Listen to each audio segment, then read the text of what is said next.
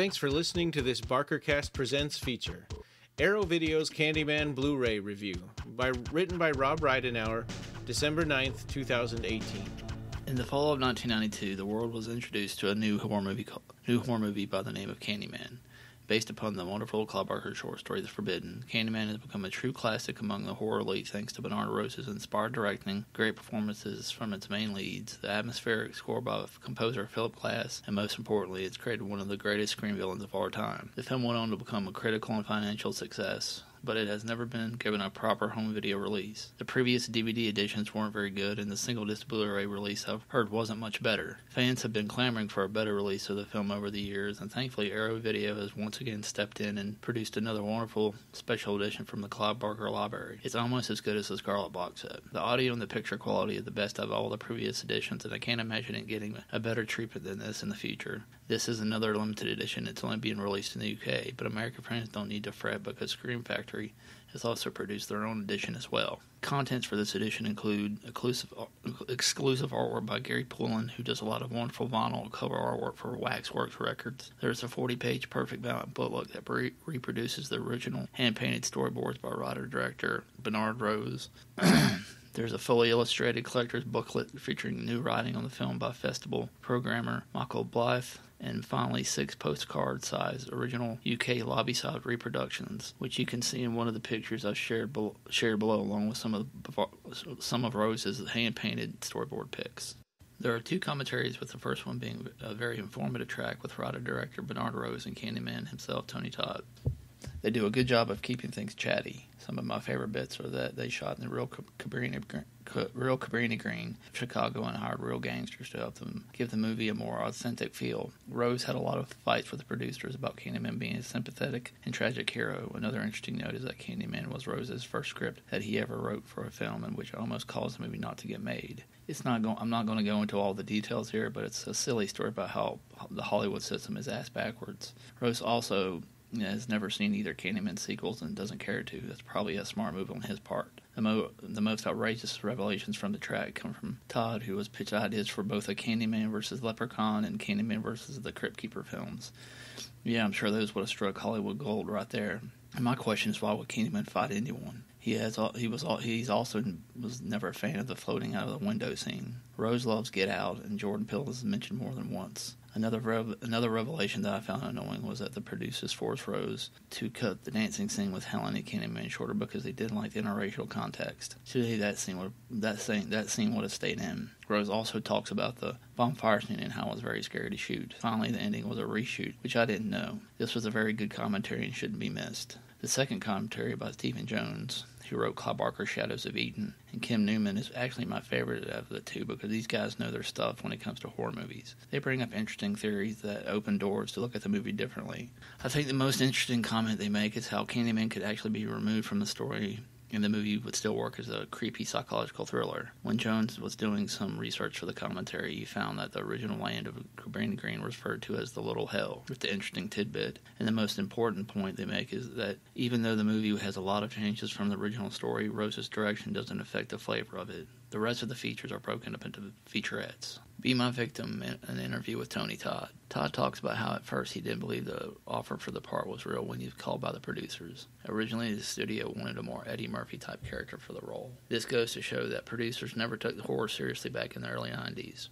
Rose wanted a more serious approach, and he knew Todd could bring that out. Both men wanted a Phantom of the Opera style of character. The gothic vibe and lynching storyline were also created by Rose and Todd. The costume created by Leonard Pollock, and it was another step for Todd to create that character. The pants he wore from that time period as well. Another interesting fact is that there were 5 gangs operating in Cabrini Green during filming. The filmmakers had to pay them off to shoot there, and they also had police snipers on set to protect the actors. Todd obviously adores Rose and says he's a wonderful person. Rose apparently had to fight the NAACP because of how the film shows a black man in negative light. He states that the films that bring up racial disparities are good for conversation with Candyman, leading many interesting discussions. I couldn't agree more with him on that. He also said before he got there, Virginia Madison, who was co-producer on the film, had to sign off on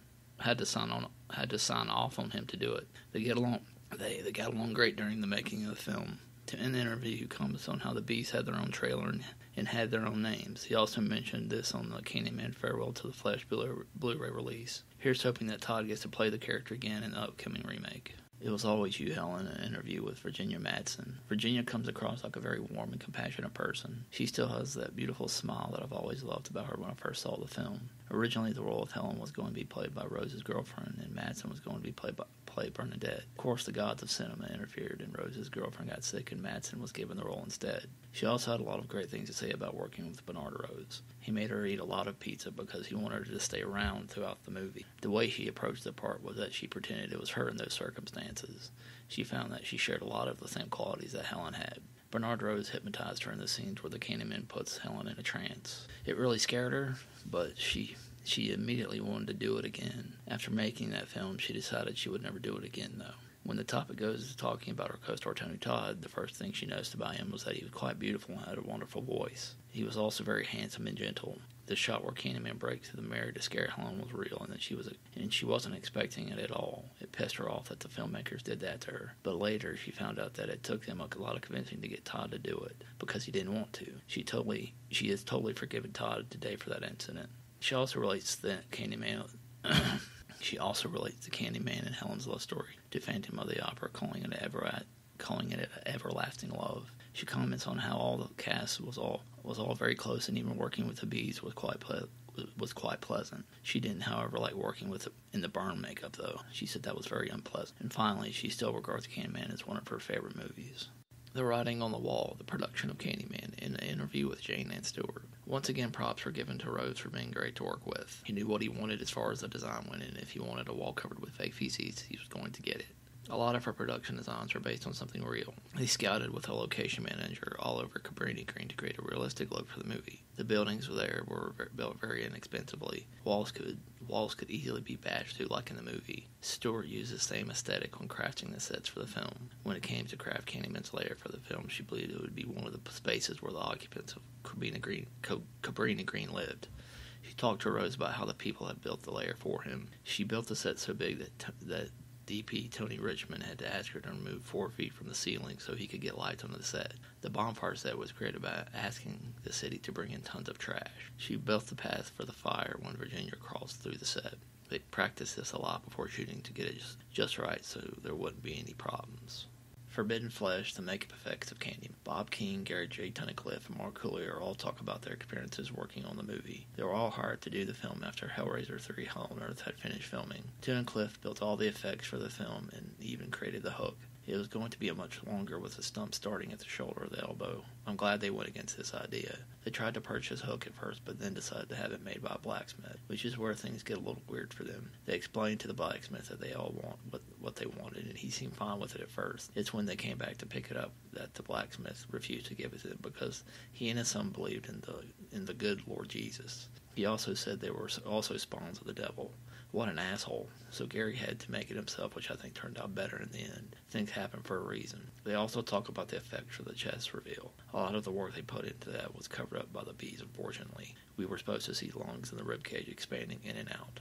I would have loved to have seen that. A story to tell. Clive Barker's The Candyman. Douglas E. Winters talks about the forbidden. Douglas E. Winters, who wrote the excellent book on Clive Barker called The Dark Fantastic, talks about Clive's early days and how the forbidden story and movie are different from one another. For new fans that may not know, the forbidden appeared in Volume 5 in the Books of Blood and in the U.S. as In the Flesh. The title, The Forbidden, Winter explains, refers to the forbidden fruit, the Faustian Pact, or Pandora's box being opened. It's that desire or need to see something that's kept from us. Winters comments that The Forbidden is the archetypical Clive Barker horror story because it's a horror story about horror stories. It's about the allure of horror stories and why we want to read them.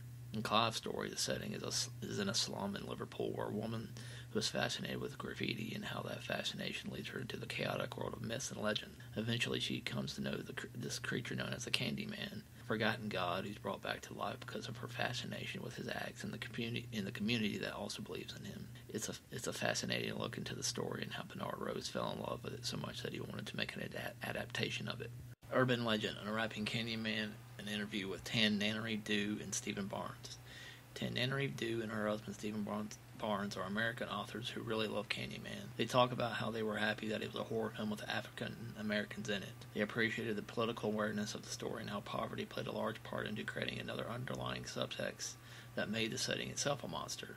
They believe if Candyman was made today, you'd have to spend more time with the black characters, which I'm sure the remake will probably do.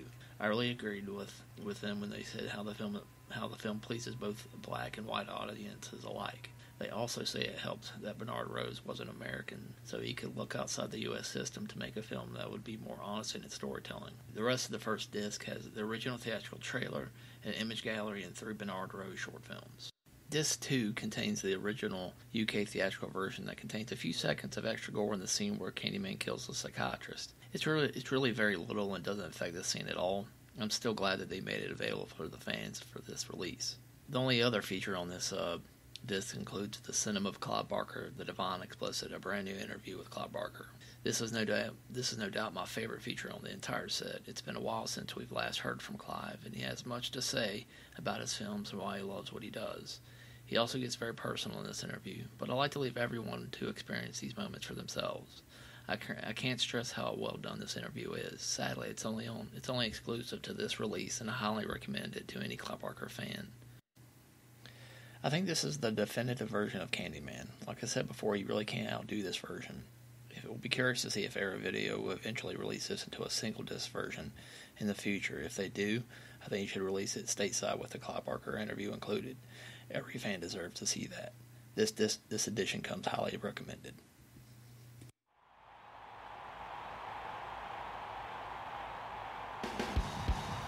Thanks for listening to this Barkercast Presents feature. You can reach us on the web at www.clivebarkercast.com through email or social media.